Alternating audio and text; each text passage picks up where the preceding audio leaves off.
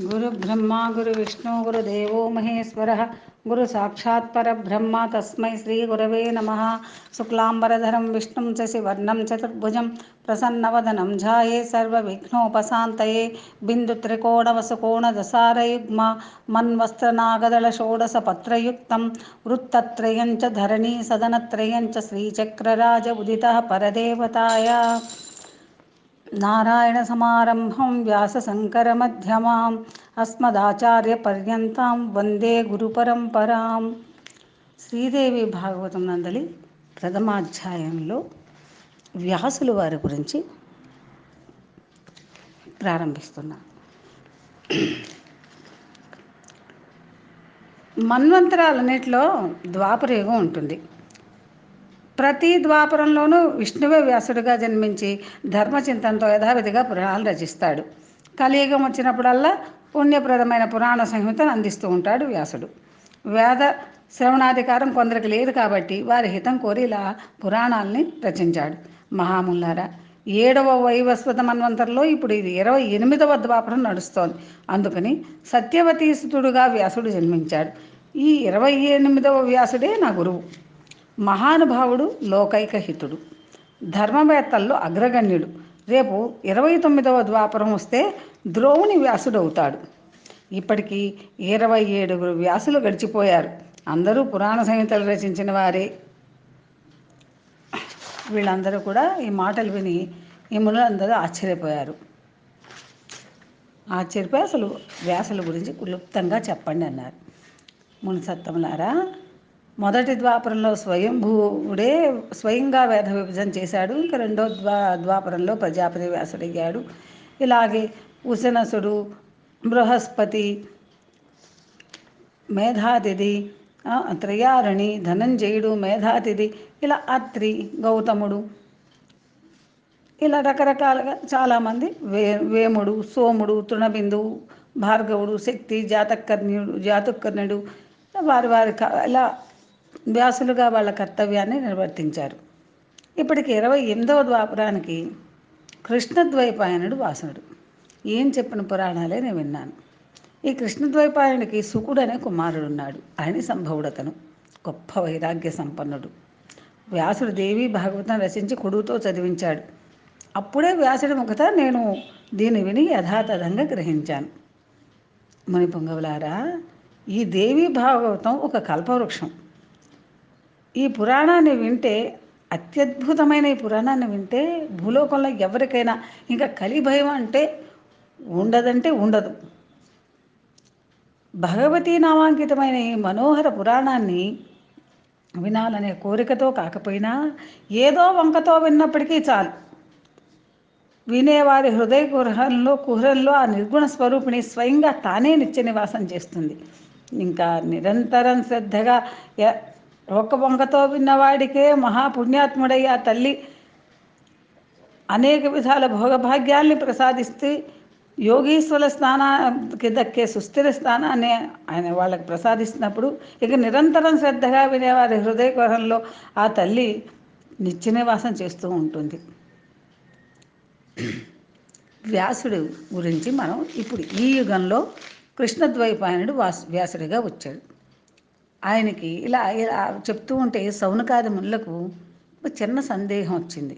వాళ్ళు అడిగారు, సూత మహర్షి, వ్యాసుడికి సుకుడనే కుమారుడు ఉన్నాడన్నావు, అతడు ఎలా జన్మించాడు? తల్లి ఎవరు? ఎటువంటి వాడు? ఈ సంహితల్ని ఎలా పఠించాడు? సుకుడు అయోనిజుడా, అరణి సంభవడం కదా అన్నావు, ఇది ఎలా జరిగింది? దయచేసి వివరించవా అని అడిగారు. ఆయన మహా తపస్వి కదా సుకుడు. ముల్లారా, పూర్వకాలంలో వ్యాసుడు సరస్వతి నదీ తీరంలో ఆశ్రమం నిర్మించుకుని తపస్సు చేసుకుంటున్నాడు. అప్పట్లో ఒక పిచ్చుకల జంట రోజు ఒక వ్యాసుడికి రోజు కనిపిస్తూ ఉండేది. వాళ్ళు వాటికో చిన్న గుడ్డుని పెట్టాయి. ఆ గూటిలో అప్పుడే ఆ గుడ్డు నుంచి వచ్చిన ఆ చిన్న పిచ్చుక పిల్లని, వాటి యొక్క విన్యాసాలని, ఇంకా చిన్న పిల్ల అయినటి దానికి వీళ్ళు ఆహారాన్ని తెచ్చి తినిపించడానికి పడుతున్న శ్రమని, ఇవన్నీ చూస్తూ ఉంటే ఆ మాతాపితల ప్రేమను చూసి వ్యాసుడు చాలా ముచ్చటపడి సంతానం అంటే పక్షులకి ఎంత ప్రేమ ఉంటే ఇక మనుషుల సంగతి వేరే చెప్పాలా. సంసారంలో ఎన్ని సుఖాలు ఉన్నా కన్న కొడుకుని తనివి తీరా కబోలించుకోవడం లాలించడం అనేది ఉత్తమోత్తమైన సుఖం. అపుత్రస్య గతిర్నాస్తి అన్నారు. ఉత్తమ లోకాలు సాధించి పెట్టేది పుత్రుడే. పుత్రవంతుడికే స్వర్గమని శాస్త్రాలు చెబుతున్నాయి. అది ప్రత్యక్ష విషయమే. కొడుకు లేకపోతే మరణకాలంలో విచారిస్తాడు, దుఃఖిస్తాడు, మనశ్శాంతిని కోల్పోతాడు. భగవన్నామాన్ని జపిస్తూ హాయిగా ప్రాణాన్ని వదలలేడు. అందుకే అతని సద్గతులు లభించవు. ఈ ఆలోచనలతో వ్యాకుడి మనసు బాగా వికలమైపోతోంది. ఒక నిశ్చయానికి వచ్చాడు. పుత్రప్రాప్తి కోసం తపస్సు చేయాలని గట్టిగా సంకల్పించుకొని ఆశ్రమం వదిలి మేలుపర్వతం చేరుకున్నాడు.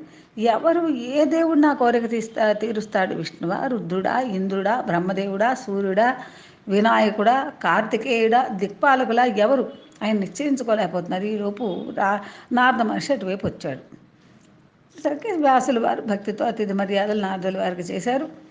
వ్యాసుడి ముఖంలో కనిపిస్తున్న ఆందోళన నారదుడు గమనించి ఏమిటి కారణం అని ఆయన అడిగాడు. వ్యాసుడు తన మనసులో ఉన్నది చెప్పాడు.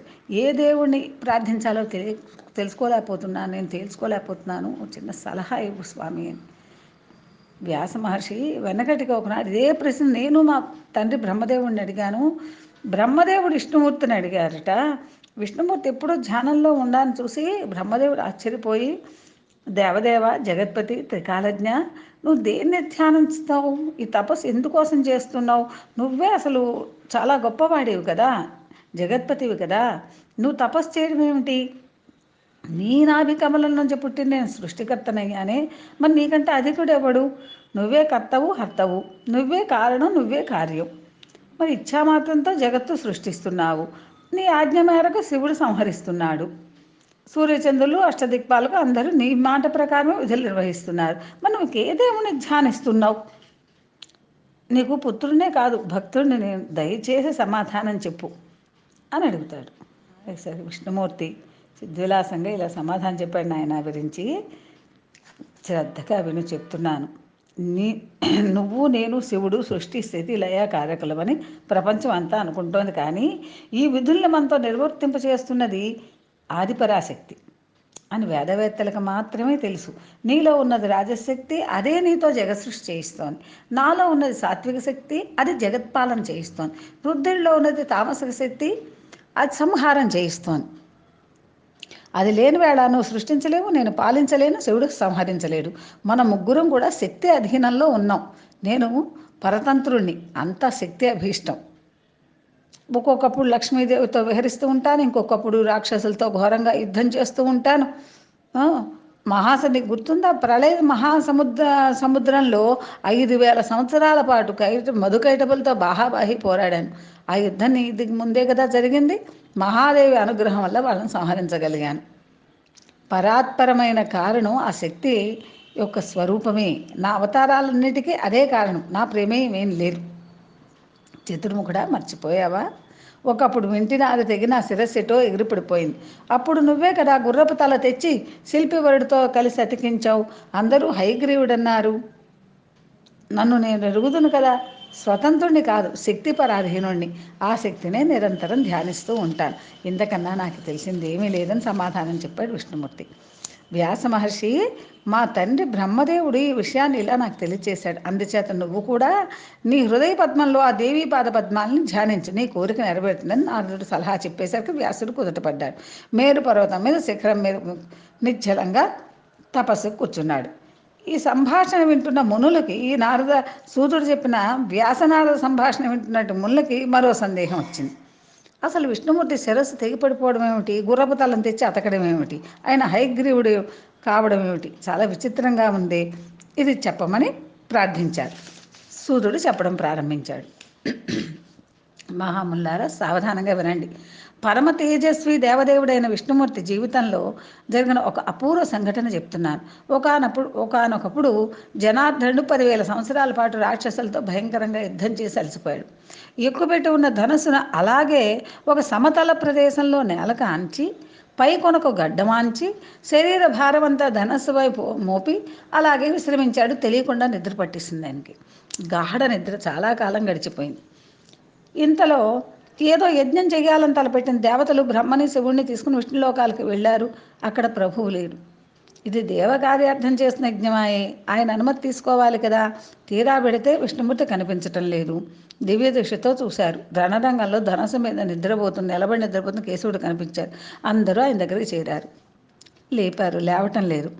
ఈయన్ని ఎలాగ లేవడం అని ఒక ఉపాయం ఆలోచించాలి.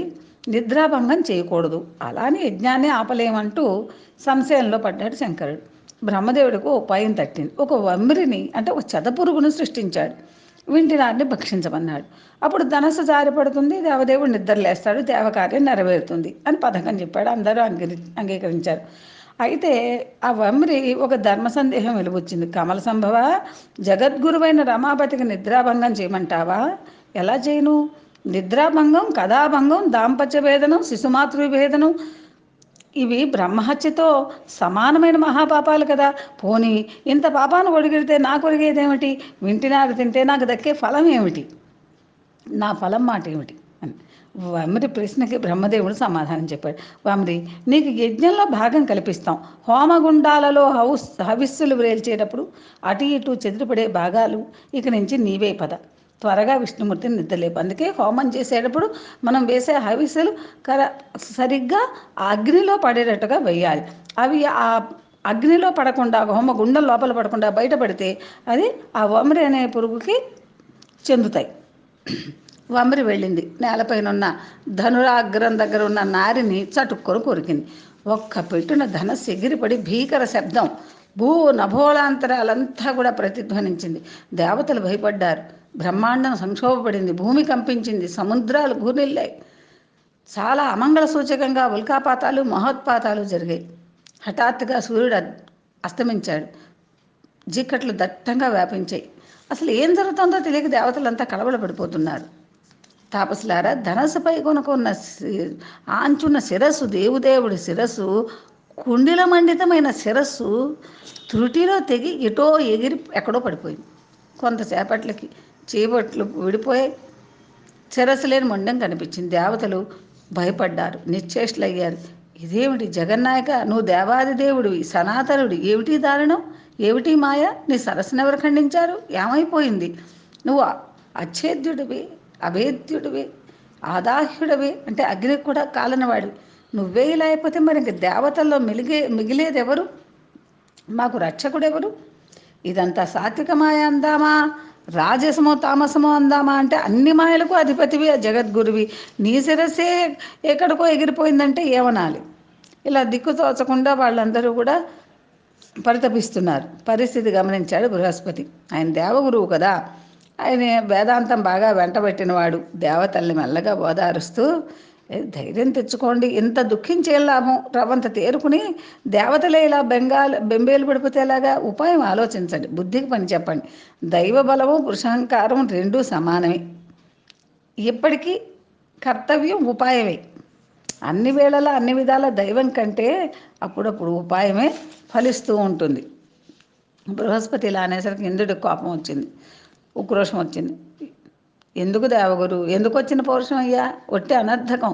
దైవమే గొప్ప, దానికి శక్తికి తిరుగులేదు. మరి లేకపోతే ఏమిటి దారుణం? చూస్తూనే ఉన్నాం అందరం కళ్ళప్పగించి. విష్ణుమూర్తి సరస్సు ఎగిరిపోయింది. అప్పటికి బ్రహ్మ తేరుకుని, శుభం కానీ అశుభం కానీ కాలం తెచ్చిపెట్టిందాన్ని అనుభవించవలసిందే. దైవ ఘటన తప్పించుకోవడం ఎవ్వరి వల్ల కాదు. దేహం ధరించాక సుఖ దుఃఖాలు తప్పవు. నా సంగతే చూడు. ఒకప్పుడు ఈ శివుడు నా శిరస్సును ఖండించాడు కదా. ఈ శివుడికి శాపవశం వల్ల లింగపాతం జరిగింది కదా.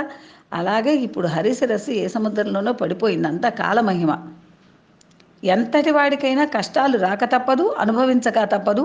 ఎవ్వడూ తప్పించుకోలేడు. అందుచేత అతిగా దుఃఖించక ఉపాయం ఆలోచించండి. సనాతన అయిన మహామాయను, మహావిద్యను, మహాదేవిని ధ్యానించండి. ఆ పరాశక్తి, ఆ నిర్గుణ ప్రకృతి మనకు దారి చూపిస్తుంది. ఆవిడ బ్రహ్మ విద్య, జగద్ధాత్రి, సర్వలోక జనని. ముల్లోకాలలో ఈ చరాచర జగత్ అంతటా కూడా ఆమె వ్యాపించి ఉంది.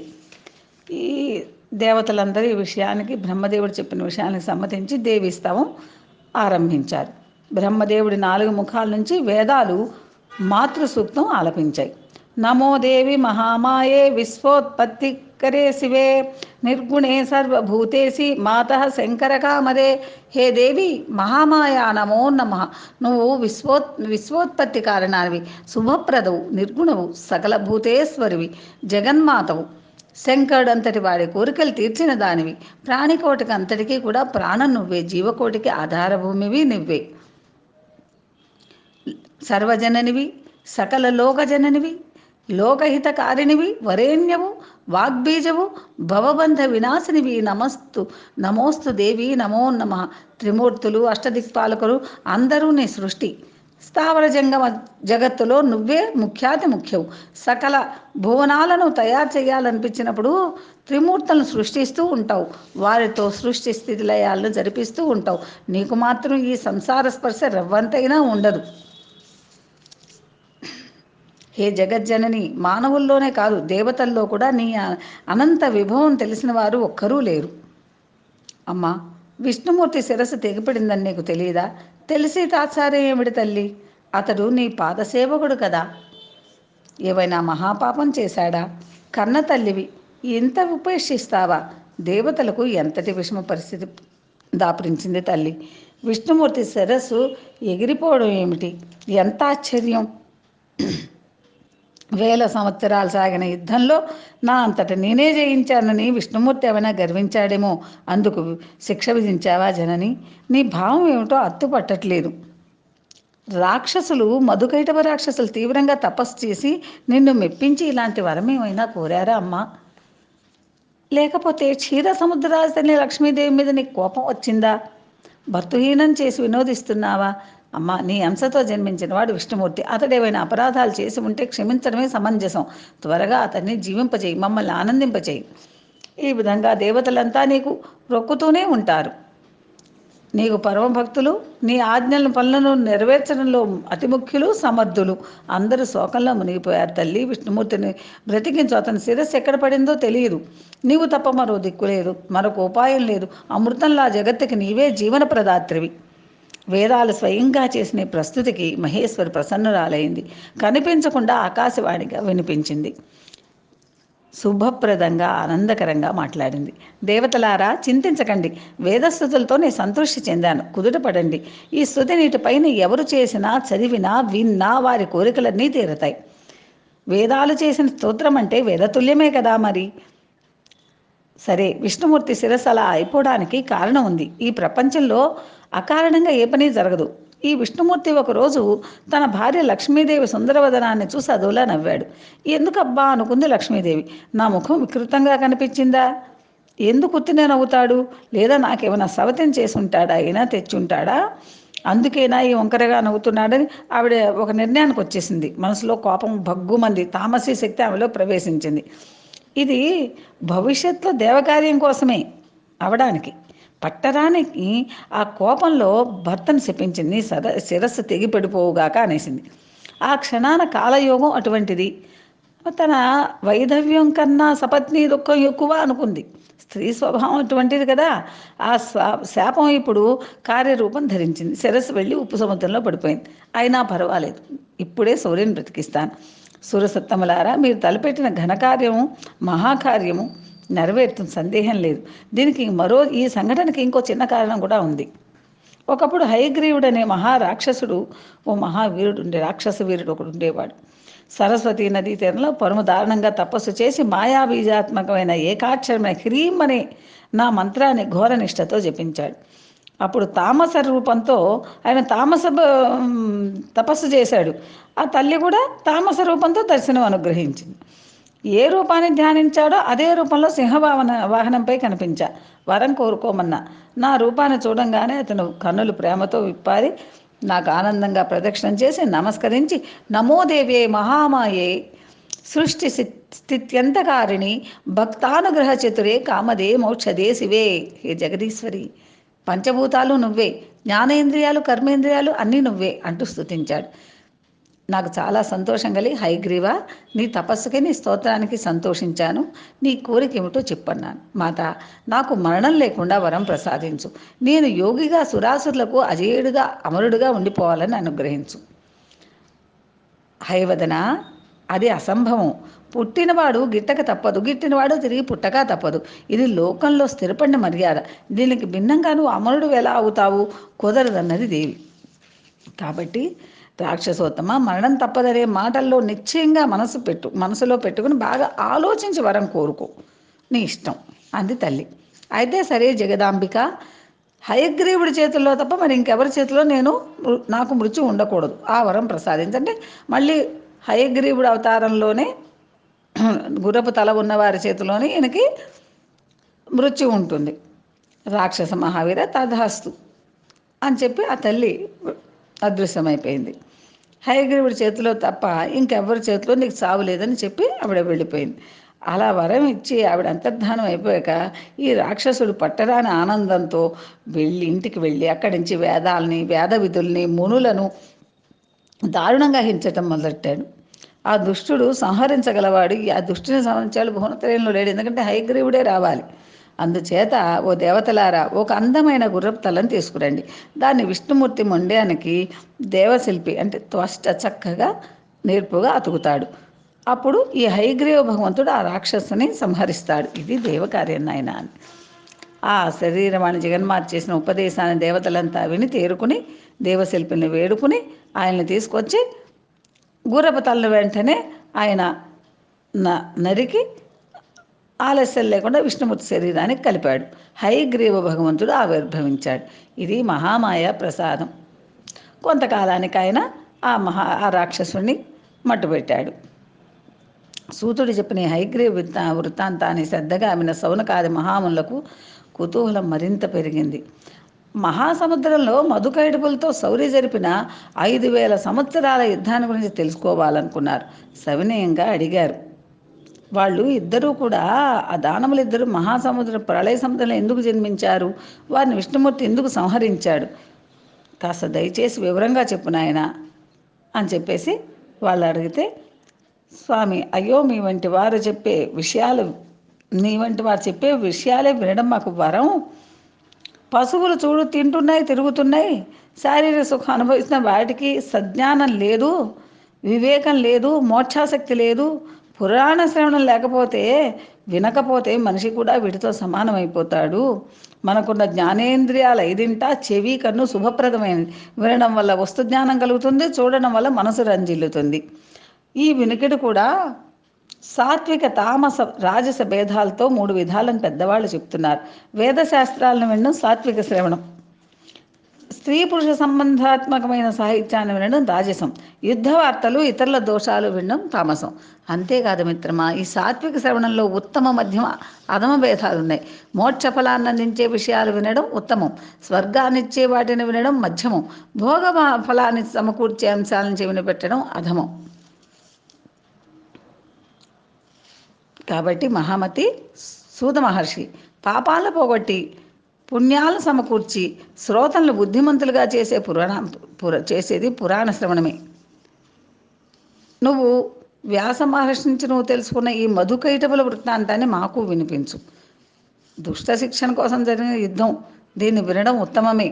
శౌనకుడు అలా అడిగేసరికి సూతుడు కూడా చాలా ఆనందంతో కళ్ళు చెమర్చి, ఇంకా శౌనక మహాముని ఇంకా వినాలి అనుకుంటున్నారు కాబట్టి మీరంతా ధన్యులు, ఇంకా చెప్పాలి అనుకుంటున్నాను కాబట్టి నేను ధన్యుణ్ణి. సరే, మధుకైటపుల కథ చెప్తున్నాను, ఏకాగ్ర చిత్తంతో ఆలకించండి.